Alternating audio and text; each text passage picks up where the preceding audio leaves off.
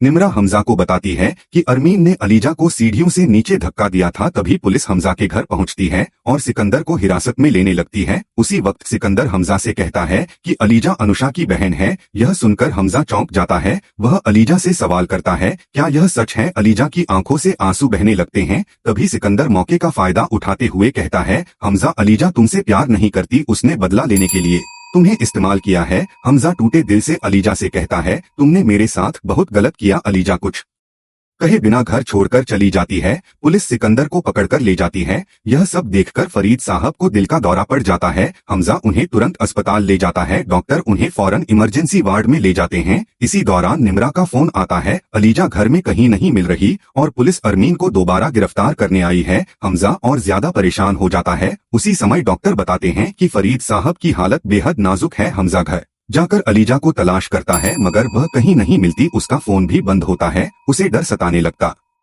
है कि कहीं अलीजा को कोई उठा तो नहीं ले गया। तभी फिर अस्पताल से कॉल आती है कि फरीद साहब का आखिरी समय चल रहा है। हमजा फौरन अस्पताल पहुंचता है। फरीद साहब कमजोर आवाज में कहते हैं, हमारा पूरा परिवार सिकंदर और अरमीन की वजह से तबाह हो गया है। हमजा बताता है कि अलीजा भी घर छोड़कर चली गई है। फरीद साहब कहते हैं, उसे किसी भी तरह ढूंढो। हमजा को अचानक एक ख्याल आता है और वह अलीजा की मोबाइल लोकेशन ट्रेस करता है, लेकिन लोकेशन घर की ही दिखाती है। फिर उसे याद आता है कि अलीजा फोन घर पर छोड़ गई थी। हमजा मायूस होकर बाहर निकलता है। तभी सामने हनान मिल जाता है। हनान बताता है कि अलीजा की माँ का पुराना घर किसी ने खरीद लिया है, शायद अलीजा वहीं गई हो। हमजा तुरंत वहां पहुंचता है मगर वहां सिर्फ एक नौकरानी होती है जो बताती है कि अलीजा कब्रिस्तान गई थी। यह सुनते ही हमजा सीधे कब्रिस्तान पहुंचता है जहां अलीजा अपनी बहन अनुषा और माँ की कब्र के सामने बैठकर रो रही होती है। अलीजा कहती है कि इनकी मौत का असली गुनहगार सिकंदर है। हमजा उसे शांत कराने की कोशिश करता है।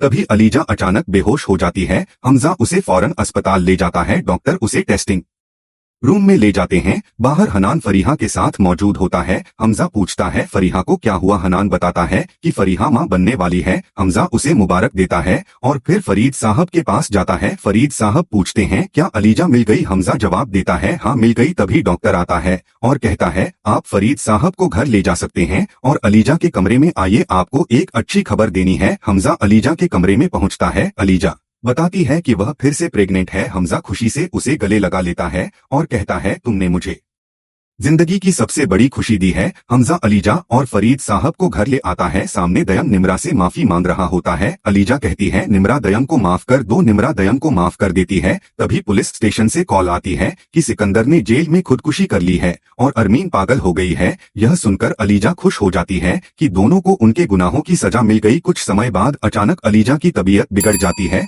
वह कहती है, हमजा मुझे लगता है बच्चे का समय आ गया है। हमजा उसे अस्पताल ले जाता है। डॉक्टर ऑपरेशन करते हैं और अलीजा एक प्यारी सी बेटी को जन्म देती है। हमजा और अलीजा अपनी बेटी का नाम अनुषा रखते हैं और इस तरह उनकी जिंदगी में एक बार फिर खुशियां लौट आती हैं।